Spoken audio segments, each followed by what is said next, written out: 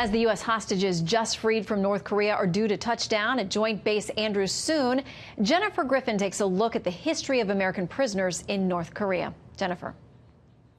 Shannon, this is not the first time North Korea has released prisoners as part of negotiations about its nuclear program.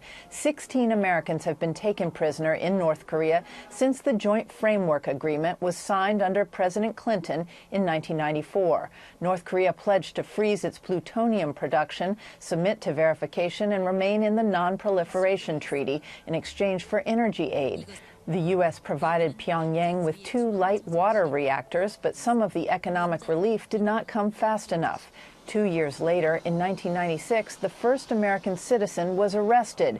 Evan Hunziker, a 26-year-old self-described missionary caught swimming across a river from China as part of a drunken prank.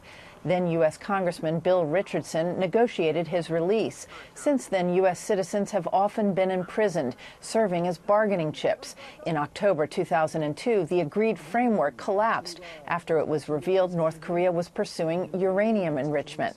4 years later, North Korea conducted its first nuclear test, and again in May 2009. Just 2 months before that second test, American journalists Yuna and Ling were the next Americans to be arrested, nabbed by North Korean guards along the Chinese border. President Bill Clinton flew to Pyongyang to secure their release and was greeted by North Korea's chief nuclear negotiator. We were taken to a location, and when we walked in through the doors, we saw standing before us President Bill Clinton. The former U.S. president dined with Kim Jong-il, giving Kim Jong-un's father a propaganda victory. A few months later, Robert Park, a Christian activist, walked into North Korea across a frozen river to deliver a letter to Kim Jong-il, seeking mercy for the suffering North Korean people. He was released, but revealed he had been tortured. A year later, President Jimmy Carter arranged the release of another devout Christian, American Aijalon Mali Gomes, who illegally entered North Korea from China.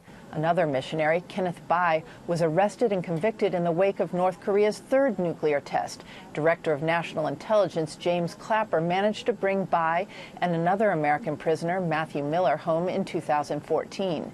Not all cases have resulted in positive outcomes. University of Virginia student Otto Warmbier was returned to the U.S. in a coma and died shortly thereafter.